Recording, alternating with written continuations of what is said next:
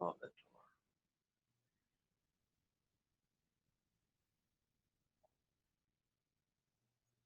Okay, welcome everyone to the Read Write Book Club.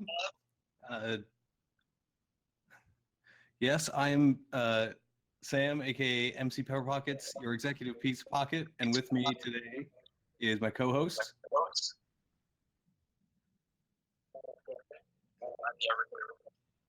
And also, also is Rob, our friend and recommender of this month's book, which is this, Sapiens, by, where is his name?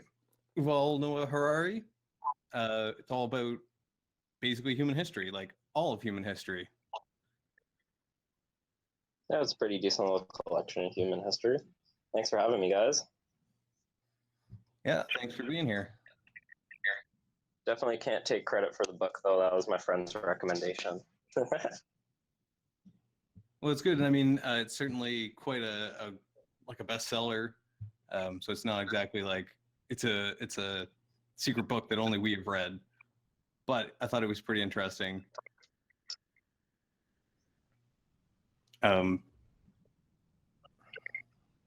Yeah, so this book, because it covers a lot of ground, it's divided up into pretty broad chunks, and we just read like the first 2/3 basically. So the way the author breaks it up, let me just find the table of contents here. Take a look at it. Yeah, no, they're just sticking together. So the parts that we read were the cognitive revolution, the agricultural revolution, and then the unification of humankind, which is kind of its own, a little different from the other ones. And then the last part that we haven't read yet, and is like the last third or a little bit more than that of the book, is the scientific revolution. That should be pretty interesting. Mm-hmm. The fourth part does look intriguing. Yeah, because it's a much shorter period of time. It's only a couple hundred years, whereas like the bit we're reading for this segment is like 250,000 to about 100,000, maybe, depending on exactly how far you're talking. Mm-hmm.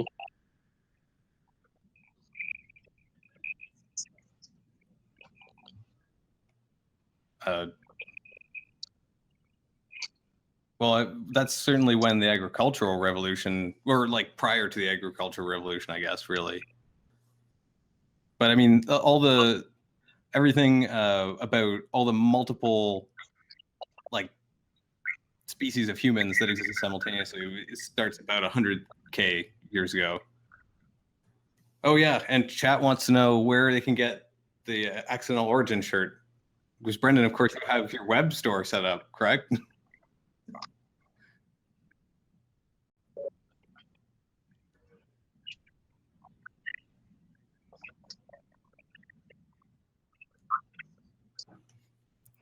Oh, special.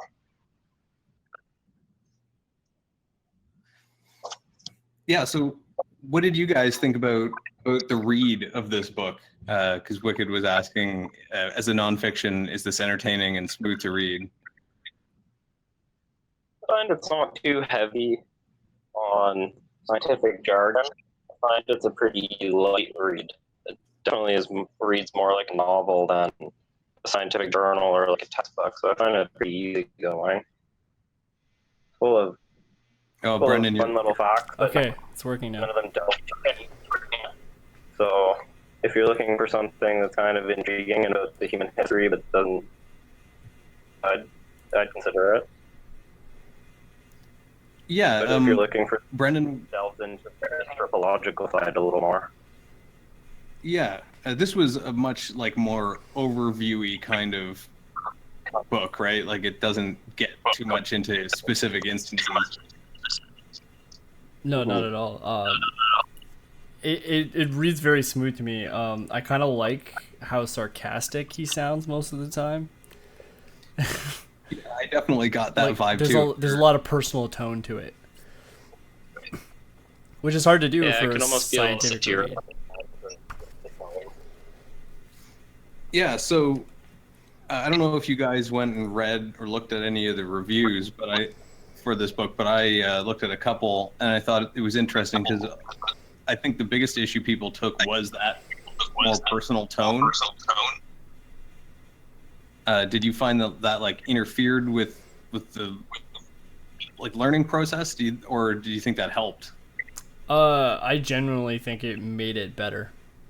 Because I felt like it was like I was sitting in a lecture or I was having a conversation rather than having someone like tell me things, you know? Yeah, so yeah, we're having a little bit of technical issues today, chat. It's not great. It's okay. Yeah, so I thought that was interesting.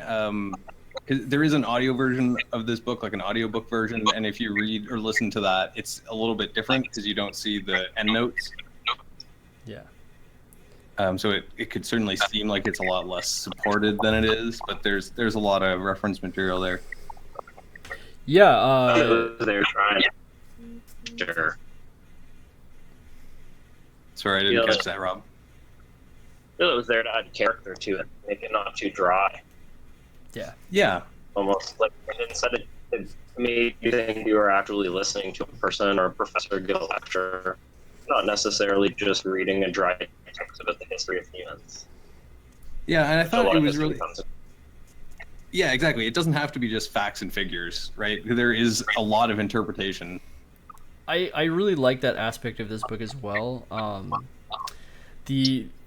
Like where he presents multiple viewpoints, where he's like, these are the prevailing theories, here's what I think about them, here's why they might work, why they might not. Like, I don't know the answer, but this is what people think, sort of thing. Yeah, so to throw that to a more kind of specific example, there's one point where he's talking about what caused these like hunter-gatherer humans to suddenly settle down and start like planting crops.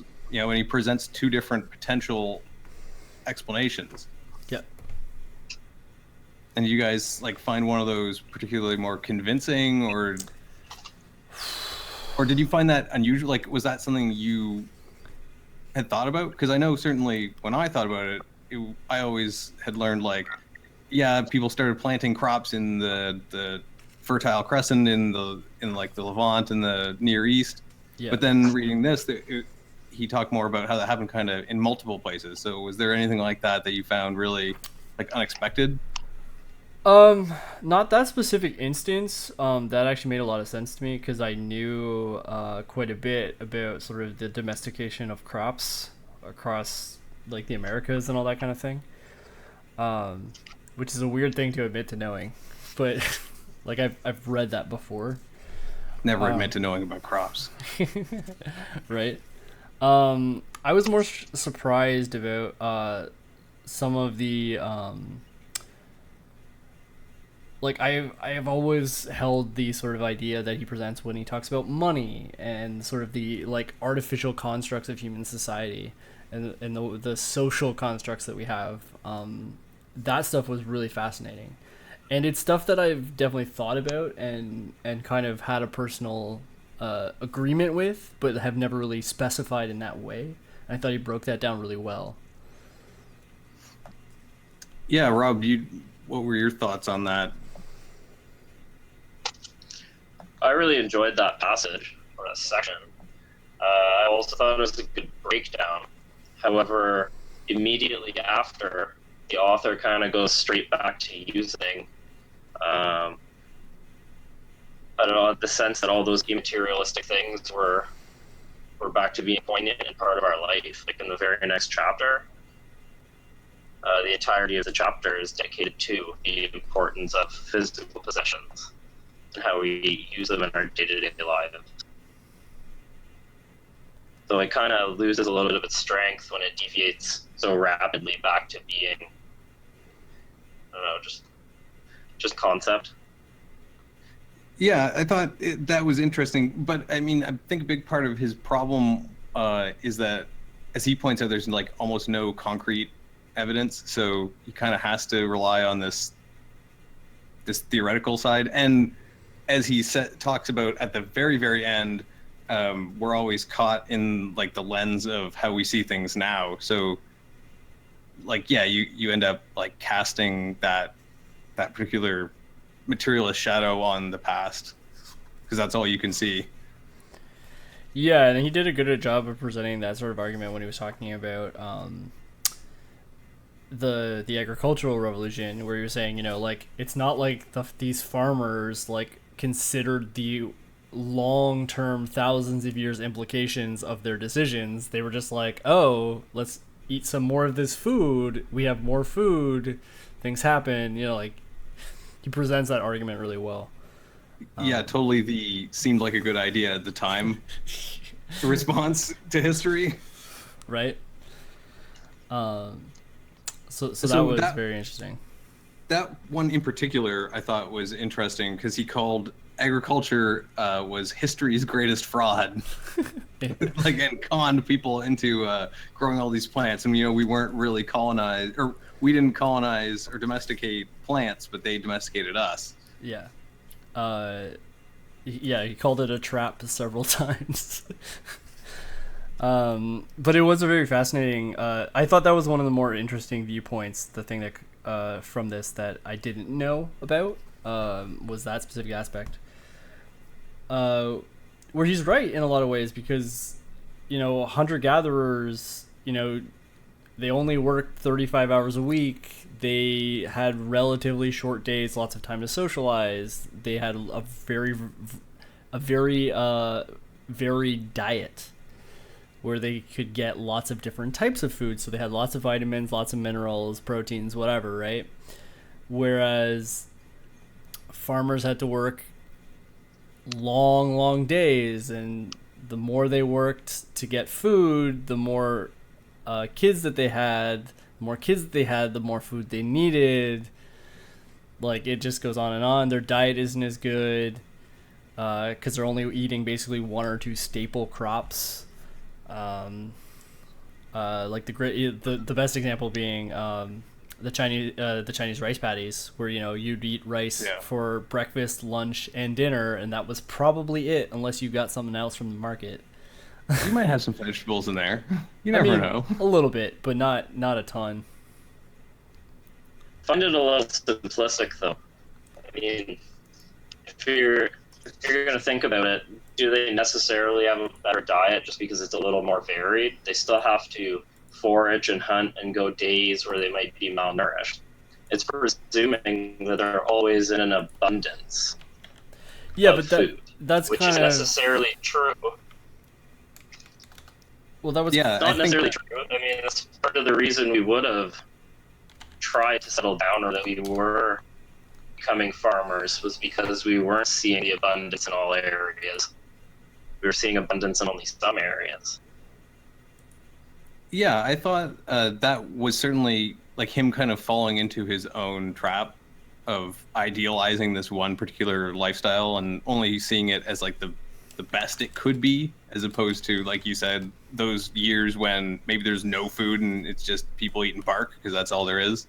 But arguably speaking, I mean, that was one of the biggest problems with the agricultural revolution, right? Where, if there was if there wasn't enough rain, or there was too much rain, or you had locusts, your entire crop was ruined and you had no food that year. Yeah, the same could be said for like stuff that you just find on the ground. Like, if there's locusts, they're going to strip those trees just as much as your field of whatever. Yeah, if you're going through a barren desert, it's just going to be barren. Yeah, so I mean, there's problems to both, but the population increase advantage of having all that extra food, I feel like at the end of the day kind of justifies it. And I guess that's the decision that humans made, given that we're here where we are now. Well, I mean, that's the argument, right? Where they couldn't go back. Once they made a decision, there was no reversing it.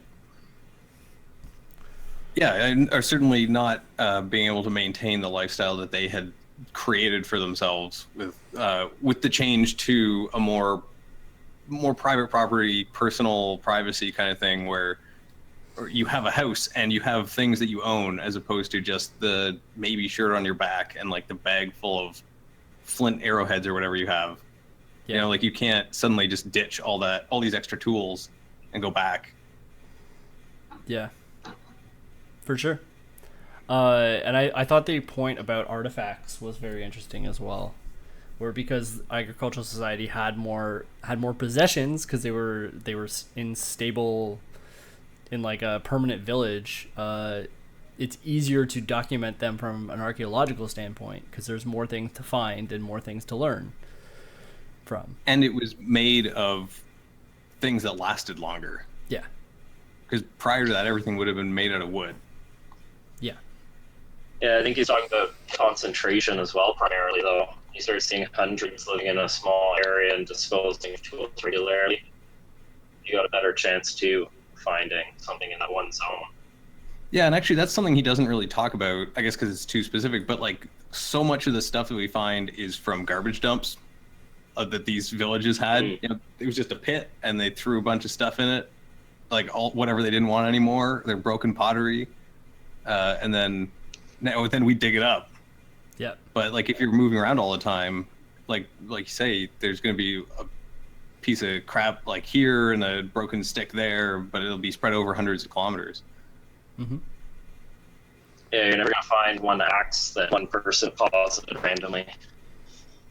Yeah, but that's also like the kind of statistical nature of history is you only find some small portion of everything that could have existed. Yeah. So I thought that was interesting, that part, like as a really concrete segment of like a thing that definitely happened and a significant change in the material lifestyle of humans or of like day-to-day life even. Yeah. But I thought the discussion of the kind of informational, more abstract stuff that people invented that we really take for granted now. Yeah.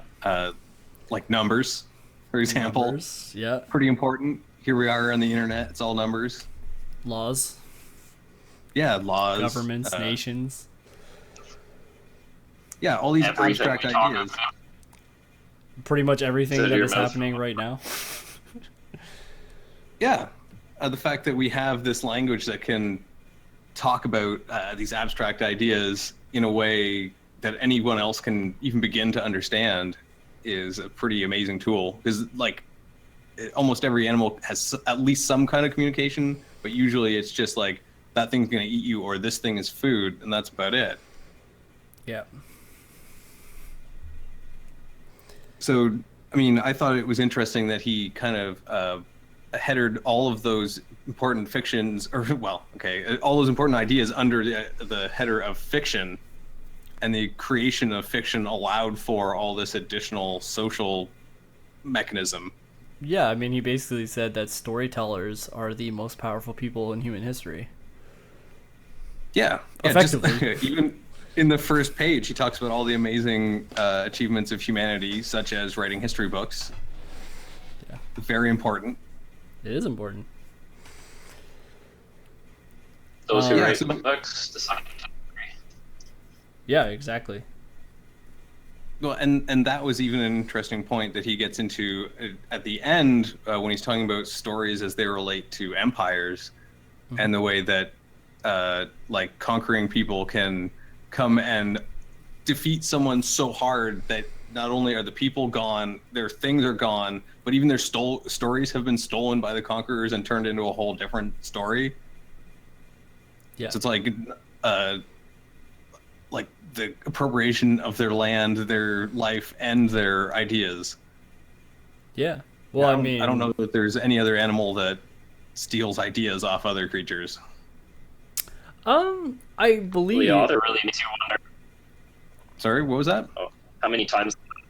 The author really makes you wonder how many times it happened in the history of humans, given how many different tribes, how many different religions, how many different theories have come to light and then been vanquished.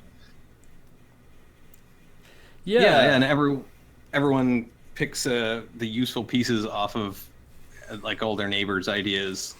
I was gonna say I'm fairly certain that there's been they've documented several different types of chimpanzees and maybe some of the other apes like adapting based on something they saw another animal do in the forest, like breaking things open with sticks in certain ways and like different things like that. So I don't know. I think that might be something to be said about sentience, in a sense. Well, and that's something he completely does not get into in this, and kind of glosses over intentionally because it's not really relevant. Whether there is that self-awareness or whether that is some sliding scale or however that works. Yeah. I think he's trying to focus on the social aspects though that are missing for most other species. Yeah, that's really the crux of this book for the most part. Is pointing that humans being the most social creatures, we're capable of surpassing our DNA, but making better use of it. Yeah. And being able to advance, I would say, quicker than other species through not having to pass on DNA, but also being able to pass on useful information. Yeah, it doesn't have to be hardwired. Yeah. It lets us change at a much faster pace. Yeah, well, I mean, think about it. I know that he touched on it briefly, but sort of like racial politics in the United States. I mean, in the 50s, there were the Martin Luther King marches and all that jazz, right? Like, yep. That's within some of our viewers' lifetime. Like, from that till where we are now, like, we're rapidly changing. Yeah, and like even the time scale that he offers at the very beginning of the book, where it's kind of all of the history of the universe up until when people started, and then like 90,000 years of linguistic but no writing, and then 10,000 years ago suddenly you have writing, and then less than 2,000 years ago we started getting like real metallurgy, and then in the last only 200 years we've got all this electrical stuff, and in the last 10 years we've had like as much as the last 100 years combined. So it's this logarithmic acceleration. I mean, that's what makes a good point. In our own lifetime, the internet did not exist when we were born. Yeah, how old is Twitch? Not in the way that we know it, anyway. But even without internet, we were already broadcasting via satellite and radio. It's true. Radio and telegraph before that. Yeah. Telegraph really was potentially could be viewed as like the first singularity where suddenly information, well, I'm sure we'll get into that in the next section, but it's like suddenly information isn't limited to how fast a horse can carry it. Yeah. And you can send messages faster than people can actually travel the distance. So you can like send a message, and someone who is like going by boat will get there and get the message when they get there. Sort of thing, Mm-hmm. Yeah, you're suddenly able to send information as fast as it could possibly go.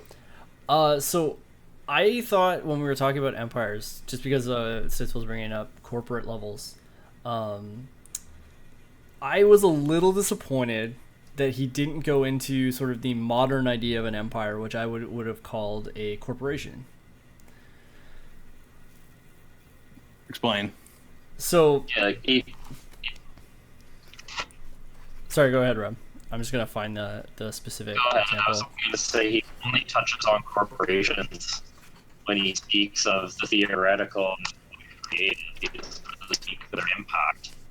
Yeah, I would say that's, at least so far, that's because they don't exist yet, as far as we've gotten.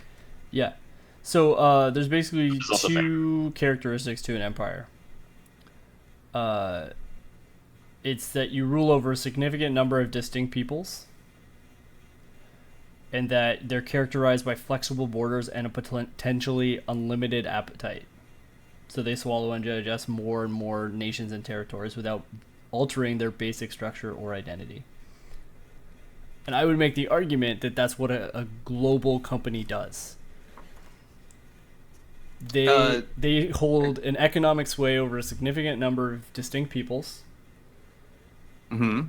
And they are primarily rooted in their own corporate structure and corporate rules, with flexible borders and constant expansion. They want to be in as many countries as possible. The difference here, though, change. The difference, though, is that an empire has one central core culture group that's attempting to turn all the other ones into itself, whereas if you have a corporation, generally they, especially like a more modern, like Pepsi or Coke, they try and adapt themselves to the population because they have no real core identity. They just have a product to be sold. Well, I'm thinking of something like McDonald's, for example. Sure, but look at what McDonald's is today versus what it was 10 years ago or 20 years ago. Completely different enterprise because the market has changed. Well, that's true. But The see, advent. they're trying to adapt in order to attain more empire, right? They're trying to pull more people into their empire and have total control.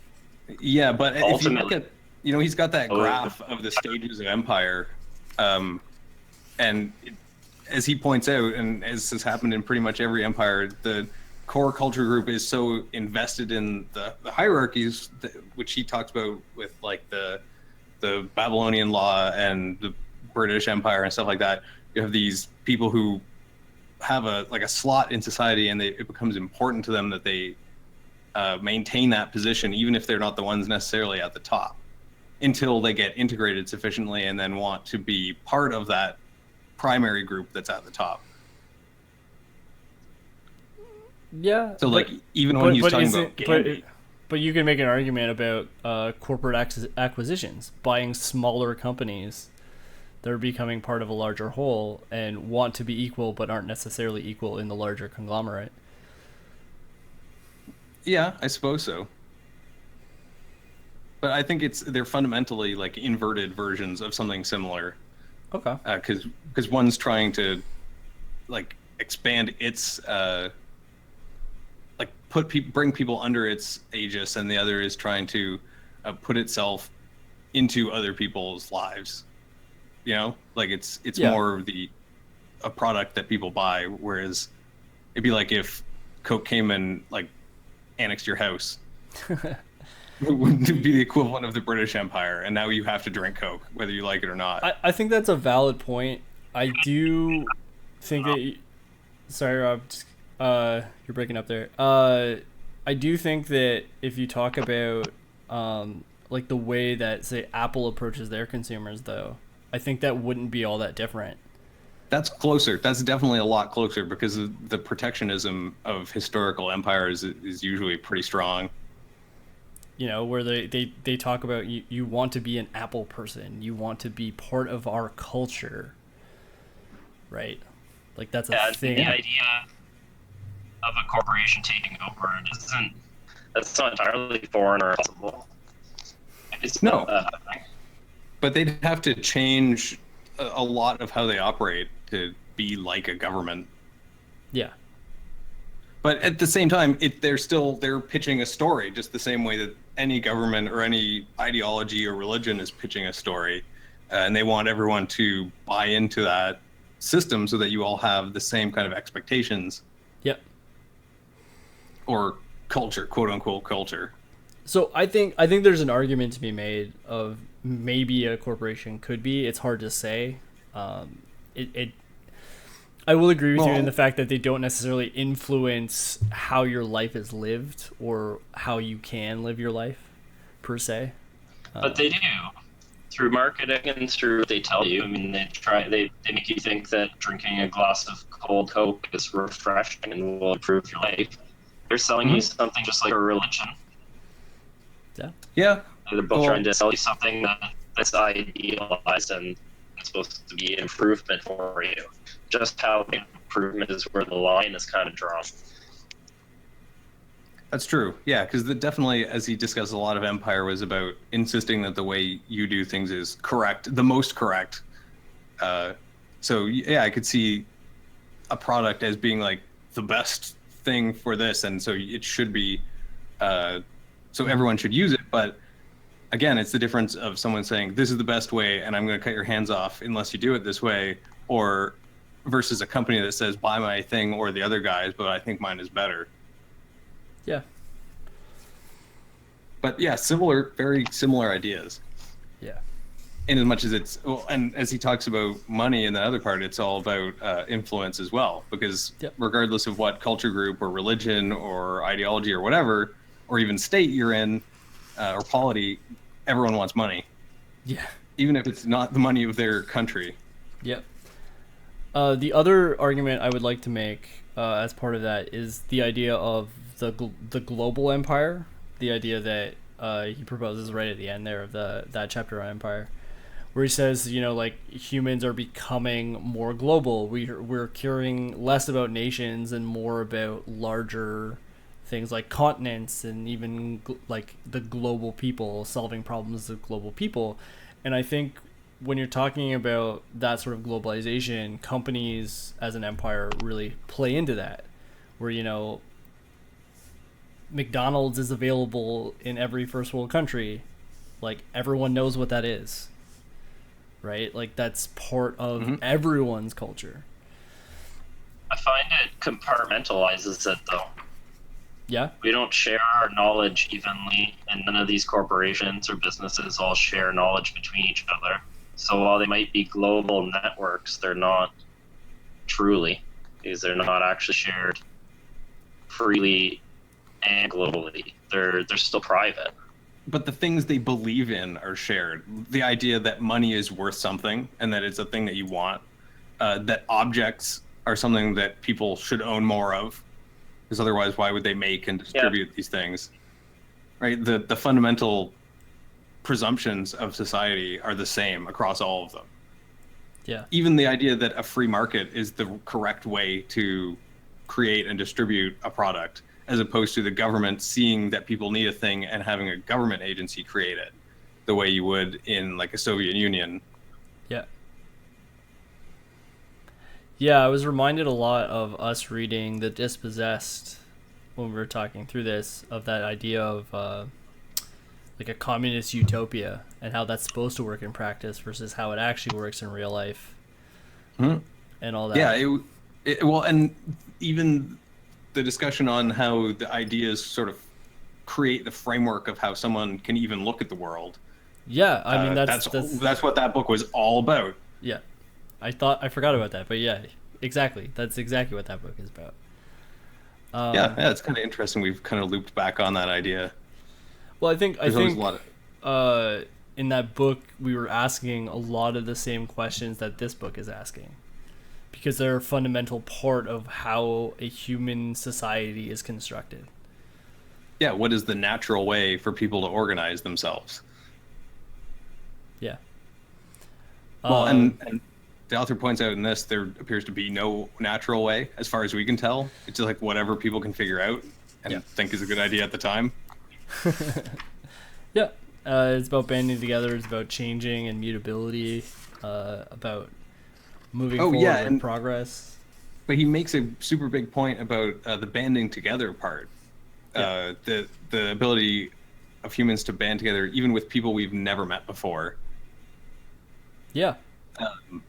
And also the numbers that we're capable of banding together in far surpass most of the other in. Yeah, and most, like, if you have chimps, you can't have more than like 100 in an area, because otherwise they don't really know each other and they start fighting. Whereas you could have, and people routinely have thousands of people in the same room, none of whom know any of the others, and they still refrain from murdering each other. Mostly. Not even just in the same room, but we can have them synchronized, thousands of people in a standing army. Yeah, think about even just people driving down the road in cars. They manage, like, to by and large not kill each other. Yeah. Again, mostly. Yeah, that's a good point. It's a good point. So a couple questions from chat. First one being, a lot of people have said these things. Obviously, he's done a lot of research. What is it about this specific approach that makes this book effective or interesting? Rob, did you have something that stood out for you? The breadth of knowledge is given. Like I say, it covers such a wide variety of topics, but meshes them all together very well. It's very fluid. Yeah. I think that's what makes it so enjoyable and so captivating, to be honest. So I just want to point out that this book is actually a translation from Hebrew. Yeah, because Harari is a professor. He works at the University of Jerusalem if I'm not mistaken. Yes, that's I right. don't know if he's actually a professor, but he works there for sure. Yes, I didn't well, know that it was translated to English. I know it's in about 40 languages, so it's pretty well. Yeah, it's just the original was written in Yeah. Hebrew, and they say that in the indicia of the printing. Okay. Where did it say here? Yeah, you would read that printed. Yeah, well, I did it on purpose. First published in Hebrew in Israel in 2011 by Kinneret, Zamora, Bitan, Devere. So yeah, and then this is the English translation from 2014.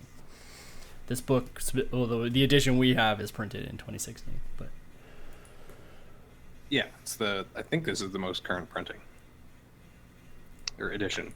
So I'll say the thing that I find appealing about this book and the way that I think the information is presented is really well done, in as much as he really presents like simultaneously the micro scale and the macro scale. yeah, So you can see how there are big ideas, but also how it directly affects an individual's life.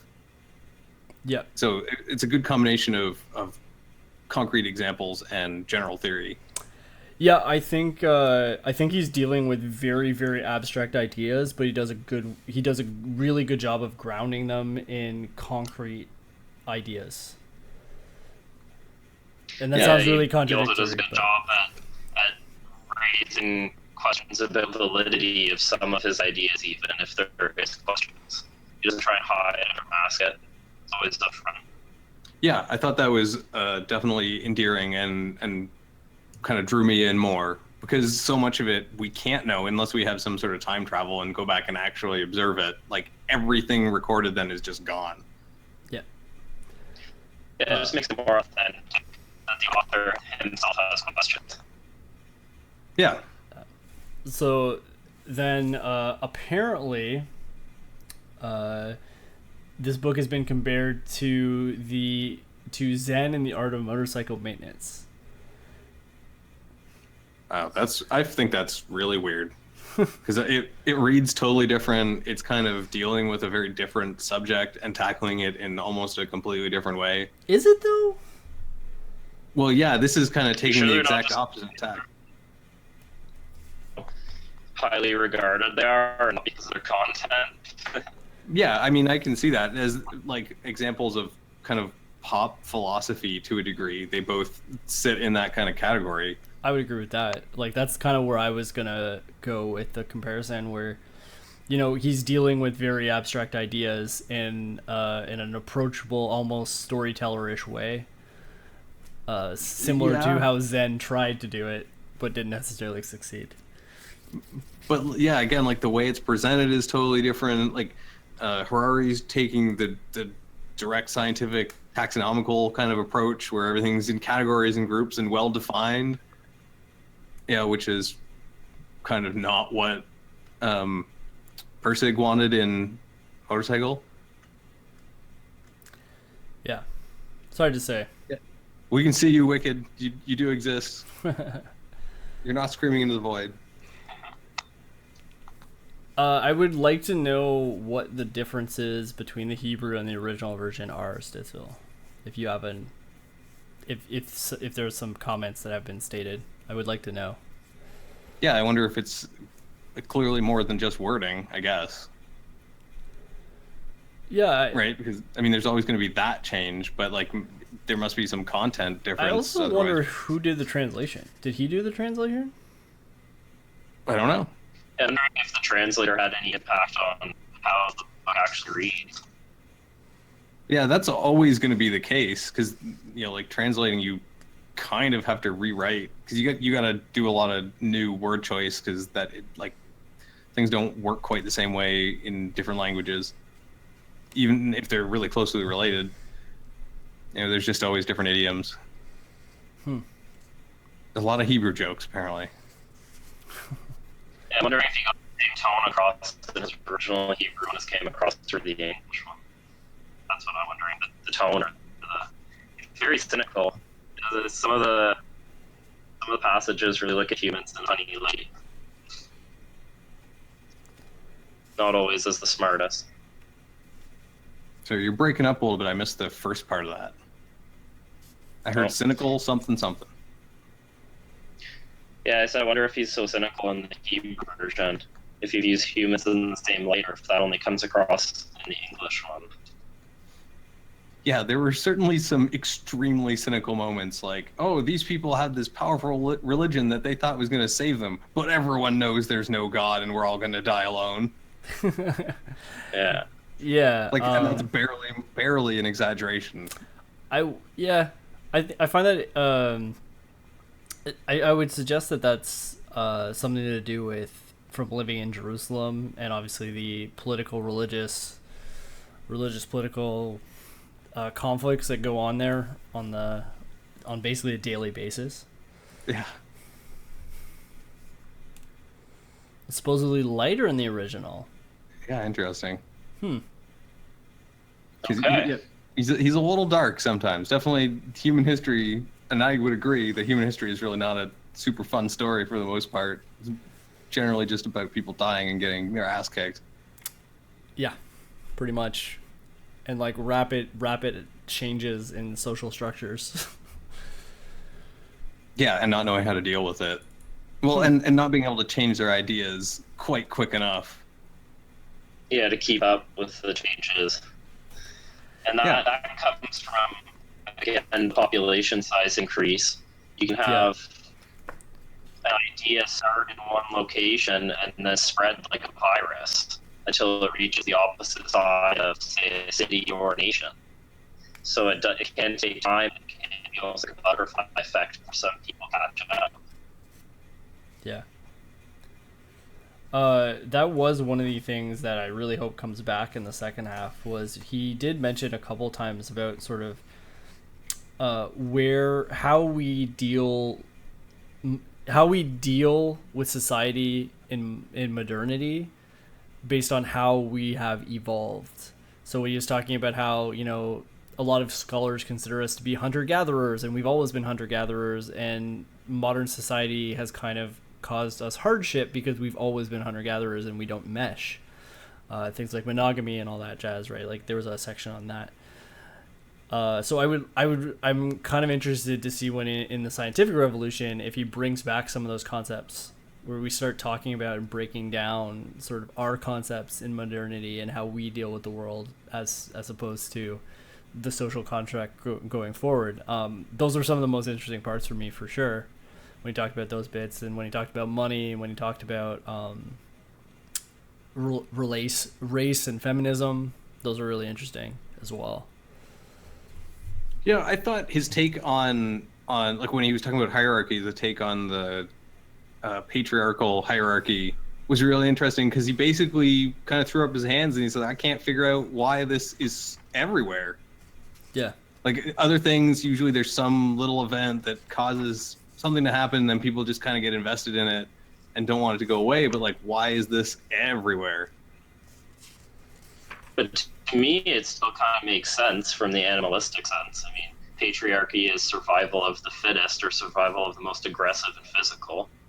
Yeah, right. And I mean, that's in it. He has a whole segment where he talks about that, but then that's not necessarily borne out, because as he points out, the people who are actually in charge, like the generals, are not the most aggressive or strongest individuals. You know, there's usually a pretty close to inverse relationship to like physical size and actual authority. Do you think it's a social construct passed down from when we were Neanderthals? Well, where that might have been more of the case. But if that were the case, why is it everywhere? Even societies that were separated by like thousands of years. Yeah, that's a good point. I also find it simplistic to think that just because it isn't the strongest doesn't mean it wasn't perceived to be the strongest. It still comes down to who is perceived to be the alpha, right? It may not just be pure strength, but absolutely. Well, and it can come down to who has access or better skills to access more resources, or who has more social skills, or whatever. Yeah, and I mean, like, there have sometimes been matriarchal societies in human history, but like almost never. Yeah, they're very rare. Yeah, very far and few between. So, he kind of, like I said, he kind of throws his hands up and says, well, there's a bunch of potential explanations, but we can't actually prove which one of these is true without going back in time and seeing. Yeah, it was kind of dissatisfying, but it was also this point of like, you could sense sort of like an underlying why do we not have an answer for this? Why does this not make any sense? Yeah, I thought it was an instance of him not acknowledging his own point earlier of like how again our perceptions are filtered through the ideas we have. So maybe it highly likely is that it was just an idea that emerged early on and kind of metastasized out through all these other branch societies. But you can't know. Yeah. Like that information is gone. Basic separators or differentiators. You have to think that even if there were hundreds or thousands of tribes that all had different qualities, they might all between them share one common quality. Yeah, maybe. It's innate and push forward was the patriarchal society. Yeah, it's weird because you would think in a species that is so defined by our social networking amongst each other, that we'd be better at interacting with 50% of the species. Yeah. And it's not like his example of elephants, which are generally a matriarchal society where the women and children, or the female elephants and children, like act as like a social group, a family group, and then the males kind of are off on their own and just fight each other in the woods. So like they have that embedded in their genetic behavior, but even if that were the case for people, since so much of our entire society is based on these ideas we've created after the fact, how is it that this one thing is so well defined? And maybe, as you said, maybe it's a genetic thing. Seems unlikely given how much of our society is not that. Well, I mean, he makes a very long, several chapters worth explanation of saying that we are not our genetics, and very few of how we've developed as a species is through genetics. Well, so that's what I mean. Yeah, I'm not trying to argue a genetic point. I'm trying to argue a social point in the sense that, say you had 10 tribes and 9 out of 10 somehow came across the patriarchy. Sorry. It could have been a random roll of the dice and then just persisted. Yeah, so you think it's not just impossible. the one that survived. Yeah. It's not impossible. It's just a roll of the dice. I mean, that's what most things are. But there's no, I don't have any evidence to support that though. So. Yeah. Well, that's the weird thing about history. The further back you go, the less you have, and the more speculative it becomes. Yeah. Yeah.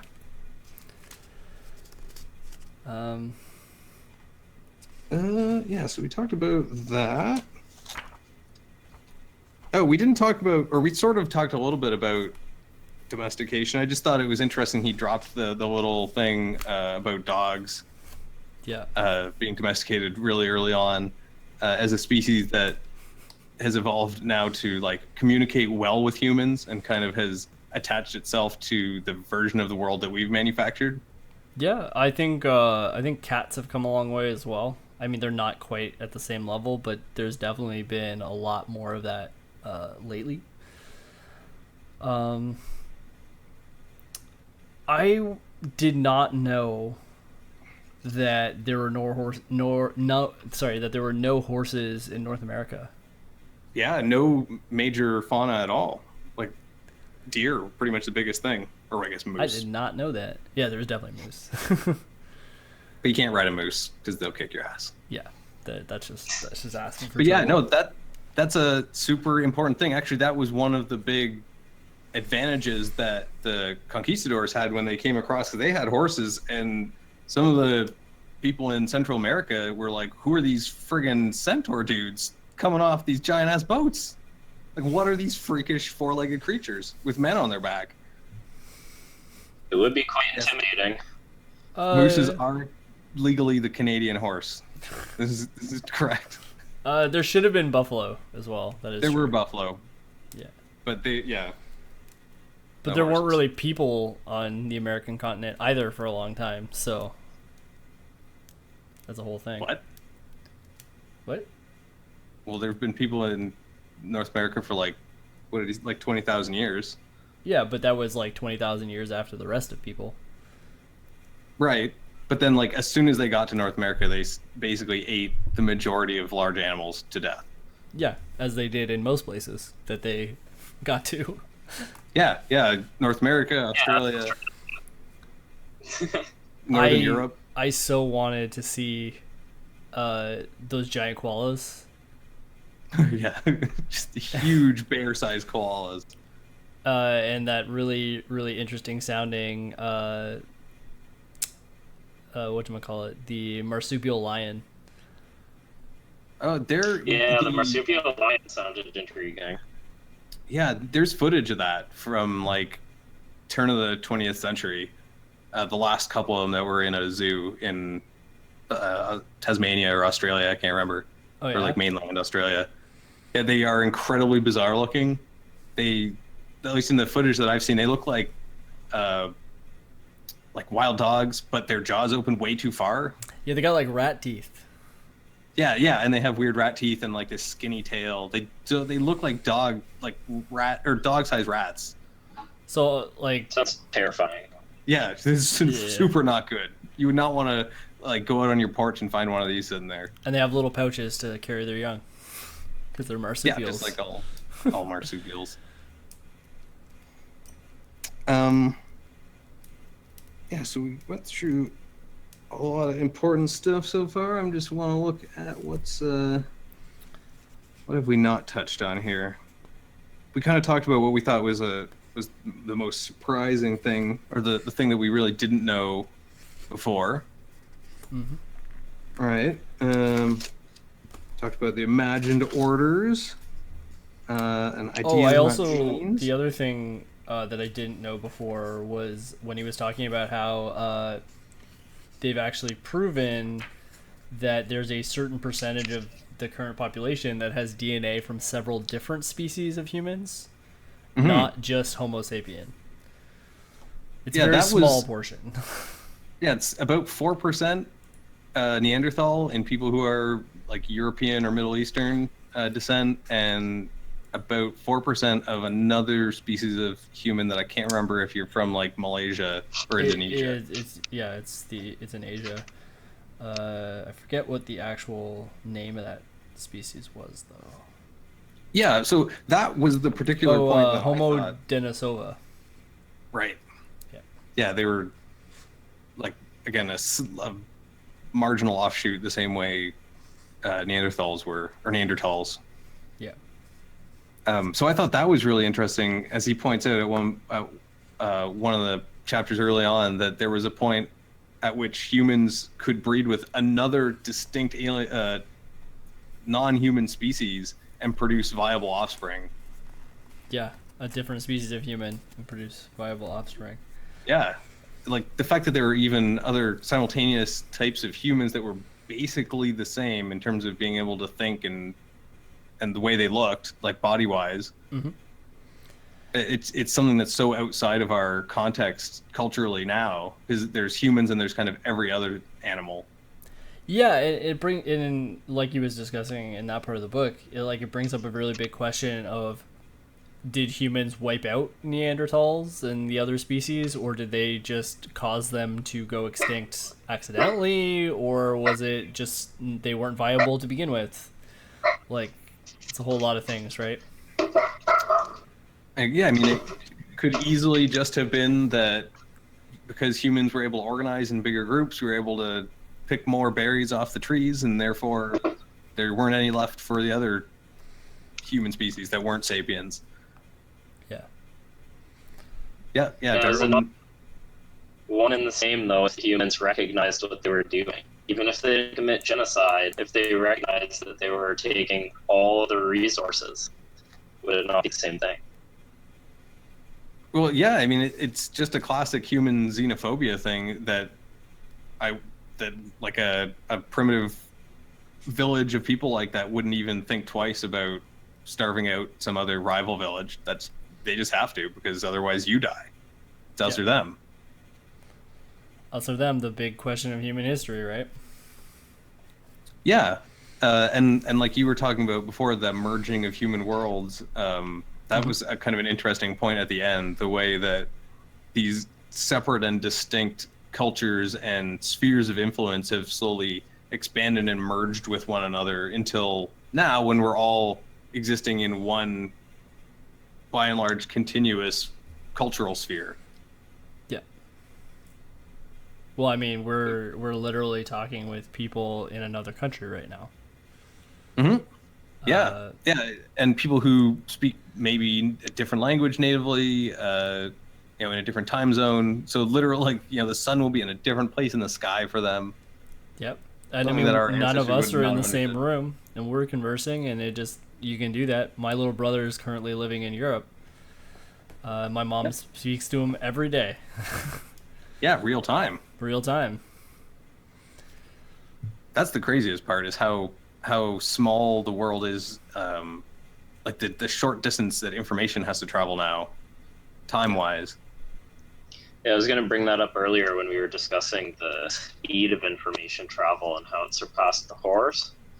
It's impressive how you can talk to someone not only around the world, but do so instantly and share an idea instantly. That could have real consequence, say, for healthcare, or if you're injured and you need someone to give you advice on how to heal yourself. Like, it's not traveling kilometers to the nearest witch doctor anymore. You can go to WebMD. I mean, Or you can see a live doctor on Skype. Yeah. But the other things it lets us do is reach out beyond, like, the places we can reach. So, like, I think yesterday the Cassini probe went into Saturn. Yep. Right? And we watched that in as close to real time as is allowed by the laws of physics. So even though it's light hours away, we can still see that. So even our sphere of observation and influence and conversation is beyond the planet at this point. I mean, I know my neighbors on one side. We don't talk to the other neighbors, though. And that's another intriguing concept. We have society and we have families, friends, villages, towns, but you don't necessarily have to know the person you're living next to. And we had brought this up earlier. That's a human trait. The ability for us to cohabitate with someone we don't entirely know, trust, or care about is very intriguing. Yeah, because we can work on the assumption that they probably have comparable interests to us, and therefore we'll likely, even if we never interact, we'll get along sufficiently well. Right. But we believe they're not going to kill us, which is the base thing for any other animal. That's true. I was going to say Another animal comes across one with its species and doesn't see a risk. I was going to say that we go out and, because of the internet, we're able to go out and find the community that we want to be part of, a community that shares our social interests and our social interactions. Mm-hmm. So you can go out and, like, I found a community of creatives, of artists and comic book people who I work with, and like all that stuff, right? Like, that's things you can do now. You didn't used to be able to do that. Well, thank you, Neuromance27, for the follow. Also, good name. Back to my point, even non-aggressive or passive species are territorial because they recognize that they need their own food source. And yet we're able to cohabitate in the same area, not worried about, I guess that's a modern construction, but not worried about our food or a hazard. It's interesting. Yeah. I mean, it definitely comes down to, like, we don't have to worry about our resource supply as compared to our neighbors. We're not fighting for the same food source. Well, but at least not in that way. Yeah, we've funneled that competitiveness into a different system that we believe is a better way to distribute those resources, and we call it capitalism. But it's an abstract system that we believe works because it sort of looks like it works right now. Yeah. And has kind of worked for a while-ish. Right, but it also works because it not just we believe it, but a large number of other people believe it as well. So that network effect of belief renders it functional rather than it just being the absolute rule of nature that this capitalist system is the best. Right. It's all fake, man. It's all just what you believe at the moment. It is kind of interesting though, because this kind of goes back to domestication and the agricultural revolution, right? Of, you know, we haven't domesticated any new animals or plants in a long time. We haven't, even things like capitalism and all that are, you know, over 100 years old. I'm pretty sure. Yeah, I mean, like the Adam concept Smith wrote, of them, right? Like, Wealth of Nations was early 18th century, so it's that concept of capitalism and industrialism's like, 250, 300 years old-ish. Yeah, right. So like we're using ideas. So it's brand new, is what I'm saying. That's brand new. It's brand new in the scheme of time, I guess. Yeah, well, the book's covering 100,000 years, right? So right, something that happened in the last 200 is basically now. My point was kind of though that like in this age of rapid advancement where we're making social changes all the time, like it's surprising that there hasn't been new concepts or new refinements on that system that really bring it forward. I think it's more to do with the time scale of it, is that like trying to turn like a plant, like just a weed that's growing in your garden and breed that over a million generations to turn it into something that's edible. You know, we just don't have that kind of time scale. We don't think like that. Yeah. So like give us another million years, then we'll probably go through a lot more political change that will flesh out that. Yeah, and who knows what current standards and all now. that. Yeah. So that was actually something that I wanted to talk about because it's kind of come up a couple of times, was the sense of time scale. Did you feel like this covered a longer or shorter amount of time than you expected? Like when you think about human history, how long did you think that was before versus what you think now? I would say it was a bit longer than I would have expected, but not by much. Only because, like, I consider, like, obviously, because it's true, but, like, you know, I consider classical Greek history to be a huge foundation of our current society, right? So I think most people do.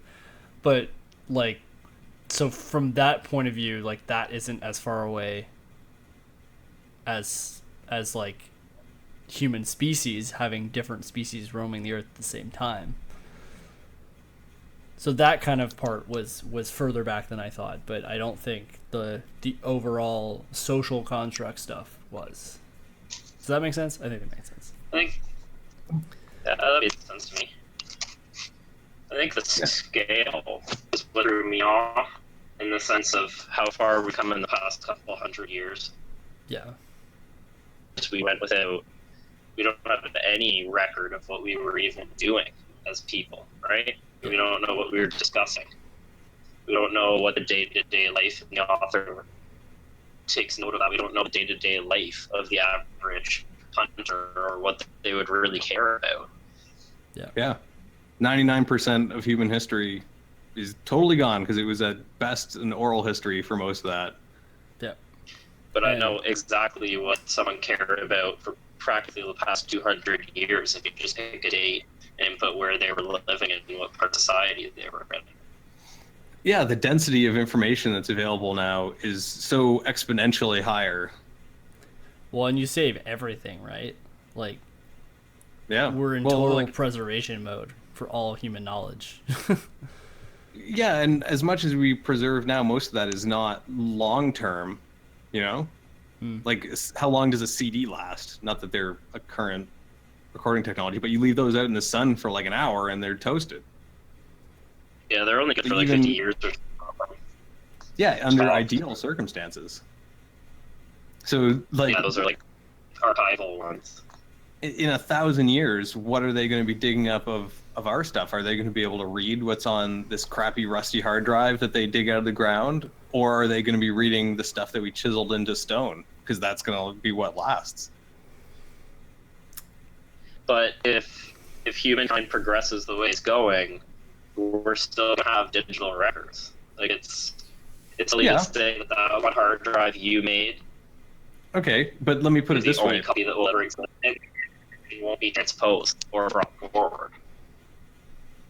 Yeah, no, like that's totally true. There'll be copies moved between different forms of recording, but like getting at the original, if something isn't transposed over, like, have you tried reading a 18th century wax drum, that's got music recorded on it? It's not easy to do. You can't just put that on a record player and expect it to produce sound. So in 1,000 years, when they're trying to figure out what the hell this whatever is that they've got, our CD or an MP3 player or something, like, is it going to even be inside their frame of reference for how you store information? Right. But the thing is, when they made that wax drum, they never intended it to be copied. No. And no one ever really, and in that era, no one was really looking to preserve that information further. But now, if you look at records or CDs are going archaic, no one's really buying CDs anymore. That'll soon be obsolete. There's already obsolete. But we still have all of that music from the age of records, from the 50s, 60s, 70s. Even though they're hard copy. We have a good portion of it. Sure. Nowadays, you'd be hard pressed not to be able to find something that gets released. The internet will have a record of almost any song in duplicate. But it's not 100%. There's always stuff that's lost. Yeah. I'll agree to that. There's always some.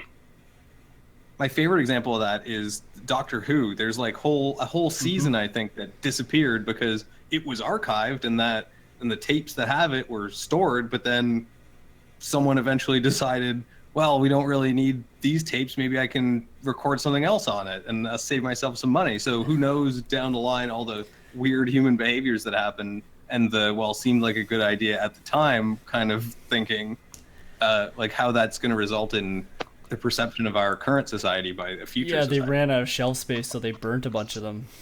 Yeah. Oh yeah, it was incredibly short-sighted. But yeah, Neuromance is right. Like, could you imagine the language that they try to construct 1,000 years from now of internet memes? Yeah. Like, all jokes aside, like, that's going to be a lasting thing of our culture forever. Mm-hmm. Maybe memes will be our language. I was thinking that. I was thinking, like, what if to the future humans, memes are like hieroglyphs to us. Oh God, are you saying they're gonna have to find like a Rosetta Stone of like English to memes? Yep. It'll be English memes in Greek.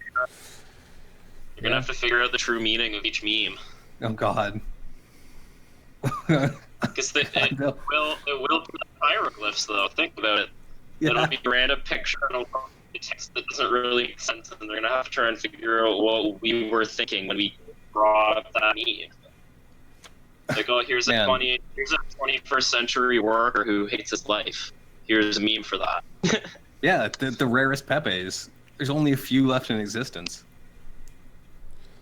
Yeah, the Urban Dictionary Bible, absolutely. Yeah. We all got up our meme game, or we're gonna be forgotten by the future. Yeah. I feel like Dudge is gonna confuse future historians. Probably. So kind of my last thought about this book is just about reading nonfiction in general. It's been a little bit of time since I've read a nonfiction book, and I had kind of forgotten how useful studying nonfiction texts really bring out story ideas. Like, I have a whole list. I literally came up with 6 different story concepts in reading that first half. Like, you know what I mean? Yeah, like, that's something. Like, the real story of what actually happened to people is the craziest story. because like we've had to deal with the insane things that come up and like then come up with insane solutions to those in a way that no sane human being would ever, fabricate just in their living room, just writing stuff down. You couldn't think of it. Yeah. Yeah, it's one of the most absurd stories, so it would definitely be inspirational. It is a one in a multi-trillion chance. Yeah. Life. I took and then multi-cell life, and then conscious. Yeah.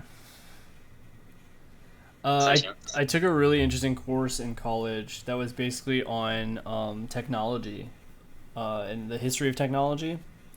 And it dealt with a lot of similar topics to what this is talking about, domestication and all that. But really, a huge part of what that course was about was that, society dictates how a technology is used, not the inventor, not like, it's like how people figure out how to use it that matters, and matters in the history of humanity, not like the way it was intended.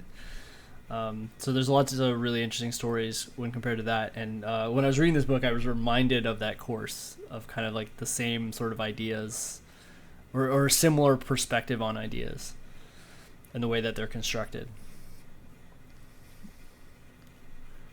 It's all causality, right? Yeah.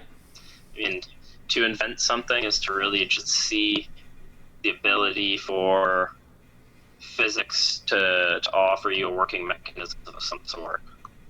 It's not really you inventing so much as you being inspired by, or it's already there. Yeah, just seeing the way those certain rules interact and figuring out a way to make that turn a crank for you. Yeah. Teachable as well. Hence why inventions can then grow past what their original inventors saw in them. Yeah, and actually that's kind of why we have this exponential technological curve, because we had maybe one idea and that created two ideas, and each of those created two ideas, and each of those created two ideas. So like, it all feeds itself. For sure. I just want to point out Comes down to the basic. Sorry, go ahead, Rob. Oh. Go, Brendan. Well, I was just going to say that on the back of the book it says Professor Yuval, and that he's a lecturer at the Hebrew University of Jerusalem. Bam, I knew I didn't make that up. I just noticed it there. Sorry, continue with your point, Rob. I was just going to say it does come back to the human condition of always questioning. I mean, for every question we have, or for every question we answer, rather, we form many more questions. Yeah. It never really answers anything. Yeah, every new discovery of a human bone just raises more questions because it never really answers as many things as we think it will. Yeah, it just brings more insight that we have to then try and figure out. We can never truly know the human skeleton. Mm-hmm. Can we ever truly know anything? Well, yeah, that's a question he doesn't get into here. And I don't know, I think that might be slightly outside our purview. What is Maybe I'll be around to.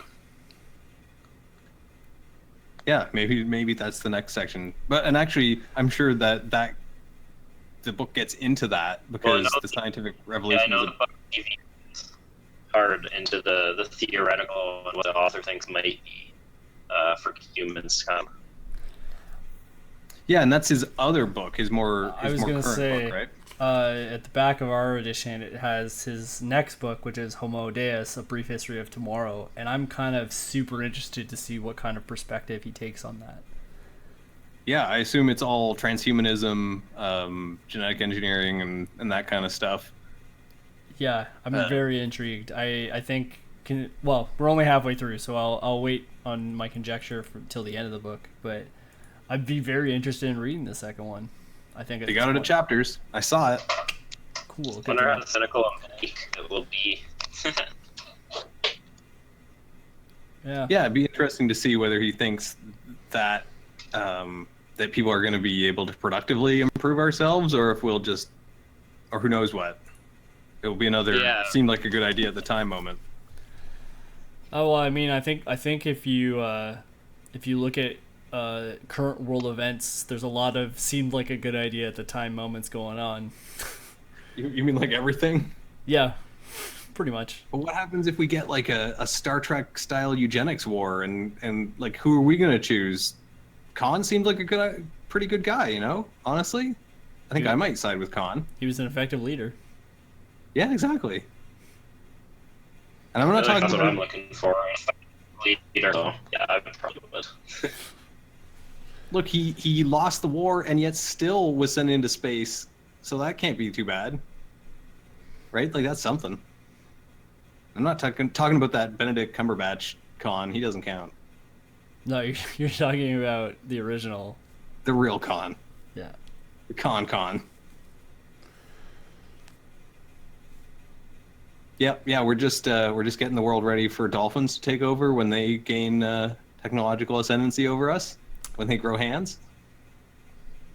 Probably That's what that new when book is about. they stop trying to have sex with everything that moves. So just like humans is what you're saying. I'm waiting for Google to become Skynet. I think that's my probably prediction. most likely. Yeah. I feel like a lot of people are on the same page there too. A lot of people are thinking the same. Yeah, I don't know if you saw it, but OpenAI just released a paper on an AI they developed that was self-improving, but it modified its own code in such a way that it could predict the way other AI that it was competing against in a game would change, so it could manipulate the updates for the other AI through its own updates, because it could model essentially the theory of mind of the other AI. So it was self-improving and could out-predict the other AI based on how they were self-improving? Yeah, so AI 1 would change itself, knowing that AI 2 would see that change and respond in a certain way, and that second AI's response is really what AI 1 wanted to begin with. Damn. So by saying AI wanted, you're really saying that it is sentient in a sense? Yeah, If it well, has- that's something humans are doing all the time. Even in a conversation like this, we have to be able to at least a little bit predict what the other person's going to say. So we have to be able to, say things that'll induce certain behaviors that we want to drive the conversation in a certain way. You mean Yeah, by so asking you also questions? have wants. You have to have something you're actually trying to gain from it, right? The fact Yeah. that it was predicting and then causing, but then also the fact that it wanted that causality. Where did that want come from? Where did it Well, it was in realize that it needed to outcompete? it was in a prisoner dilemma scenario where there's a reward. Okay. Where if both sides cooperate, they split the reward. But if one side cooperates and the other betrays, the betrayer gets everything. Yeah. Okay. And it's a classic game theory scenario that's been kind of analyzed to death. And a big part of Trivia Murder Party. Big part of Trivia Murder Party, a big part of a lot of different books. I just finished a series of books in which a character is trapped in a dilemma prison, and he gets forked multiple times and has to compete or cooperate or betray against himself. So, it's cool. There's some cool shit. Yeah, I've seen a couple AI games that are producing. I saw one where they did asteroids. They had the AI flying through it. It was pretty proficient at it. And I saw one that was very similar, but it was taught, it was an airplane flying over a combat zone, and it was taught that it could both fly over a fuel truck to gain more points or blow up the truck. And they were trying to wait and see if it would ever realize that if it didn't blow it up, running over it would allow it to get a higher score. So it's interesting what they're trying to do. But the problem is how confined these AI experiments are. Yeah, well, and I think a big part of that is because we don't understand how our own brains work yet. So trying to model a computer software on that or to emulate it, you're kind of aiming for this mysterious goal at the end that you don't even really know what it is. The other problem being that, at least up to this point, we only have a limited language with which to communicate with computers to a certain extent, right? And that can be a big barrier. Like Well, our we've- interface is only so complex, and it can do a lot of things, like a significant amount of things, but like we have to develop further in order to really get down to the nitty gritty of that. I wish I had an Inception soundboard because I'd just play that "Bah," so we can come up a couple layers from where we are right now. Go back up to the top layer that was this book. I think we're pretty much done here. So Yeah, we've deviated pretty far. Covered yeah. a lot of stuff.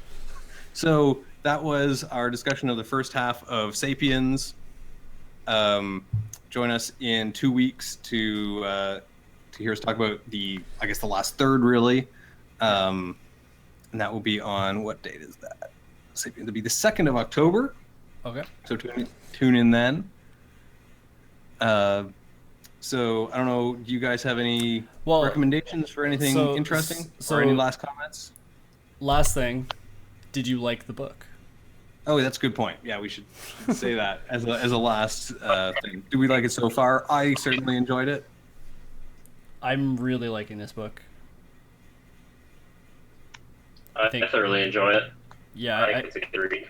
I think any book that really inspires the level of creative thought that I'm getting from it is always a good, and like it's easy to read, which is nice. So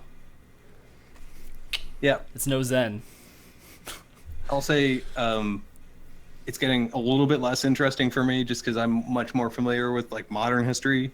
So the closer we get to then, the more it's like, okay, I already know, and I'm like, I find myself flipping pages. But yeah, like you say, it's really written well, so it draws you through that historical narrative. Anything that can suck me in and teach me history is a good thing. Yeah, and just for Neuromance's interest here, we normally do an episode every 3 weeks. Yeah. And so 2 episodes per book. So a book every month and a bit. Month and a half, six weeks or so. Yeah. It's a pretty slow pace if you want to keep it up. We're allowing ourselves lots of time to coordinate schedules and work out lots of itty-bitty weirdness because I travel a lot and Sam's doing his thing and our guests are all over the place. And yeah, everyone's got crazy schedules. It's herding cats all the time. Yeah. So yeah, recommendations? Yeah. I'm back on. Next time I won't be on my phone, hopefully. Well, it's worked okay, all things considered. Yes, yeah. Hopefully the headphones helped. Oh, tremendously. Yeah. Yeah. And yes, it's 2 weeks instead of 3 because of Canadian Thanksgiving. Yeah, we also pushed up the schedule a bit to facilitate finishing Moby Dick by the end of the year. Yes, yeah, because that's our next book is Moby Dick. That's going to be 3 sessions because that's a hefty novel. Yeah. Call me now. Call me Ishmael, exactly. Yep. Pretty darn good opening line. So, yeah. Recommendations, and then I think we'll close her out. My recommendation is go and look at any of the photographs or videos that Cassini took of the Galilean moons, of just like the rings of Saturn, the poles, all the crazy stuff that it got over the last I don't even know, close to a decade or something, circling that planet. So that's super cool. It's too bad it's gone, but they didn't want to contaminate the moons with potential bacteria, so they crashed it. But go check that out. Yeah, Rippin' Pizza Cassini. Oh yeah, who is reading Moby Dick with us? Some weird person on the internet, Erica Cotton, I don't know. Yeah. So what's your recommendation, Rob? Oh God. Playing any games All right, recently? let's keep this doing light. anything? Let's keep this entertaining. I'm gonna recommend anyone who hasn't checked out Rick and Morty, probably check out Rick and Morty. Fair enough. That's a good It's a recommendation. must. That's a solid recommendation right there. I haven't You'd seen be the new surprised season yet. how much it has to do with this book and with science. Yeah. So, speaking of things related to this book and of science, my recommendation for this week is I got gifted a volume 1 of Absolute Transmetropolitan. For those who don't know, Transmetropolitan is a comic book series written by Warren Ellis. It is pretty famous. It is fantastic. It's about a crazy Hunter S. Thompson-esque journalist by the name of Spider Jerusalem, and it's really interesting take on transhumanism, and sort of this idea of global culture, and a lot of things that we're talking about in this book. Like a significant amount of things that we're talking about in this book are brought up by that. And this was written. So that's a book? It's a comic book. Do you have it there? Put it under the camera. It's in the other room actually, because This guy. I read in my bedroom. What do you want from me? But I got the absolute edition, which is like 11 by 17 pages in the full size, and it's really nice hardcover. Yeah, it's So that reminds me of something else. My other recommendation of like a media thing is the Critical Role comic book is coming out. I think the digital edition comes out either today or tomorrow, but sometime early this week. Mm-hmm. I think I mentioned it to you, Brendan. I wanted to get our friend Terry on the show. We could read that. I think it'd be a great 1 week thing. You know what? Thinking about it now, Critical Role. What we should I'm just do- gonna keep yelling it. What we should do is we should actually do that as an input-output, audio only, We could do that. because I think Terry would be a lot more interested in that. Hmm. Well, anyway, we'll work it out. Yeah, Everyone should watch Critical Role. maybe. If you have time to watch 500 hours, then get on it. We don't have song requests. Sorry, we don't even have. Oh, all that. There you Well, bye. go. So yeah. What? Yep, I think that brings us to the end of the show. So unless anyone else says anything else. Nope. That's Well, it. the show was sponsored by Costco. No, not. We don't use that word here. You're banned. Yeah, sorry, Rob. See you never, I guess. That sucks. Yeah, so without further ado, this has been the Read Write Book Club. I'm Sam, aka MC Pepper Pockets. And I'm Brendan, aka Cosmic Zord, aka Accidental Origin. You can check me out here at 12 p.m. Eastern on Sundays for my regular writing stream, and then every other Monday or so, or every third Monday for this bad boy right here. And Rob, do you got any social media you want to shout out? No, I'm just Rob the Chemist. Definitely thank you for inviting me. It's good real.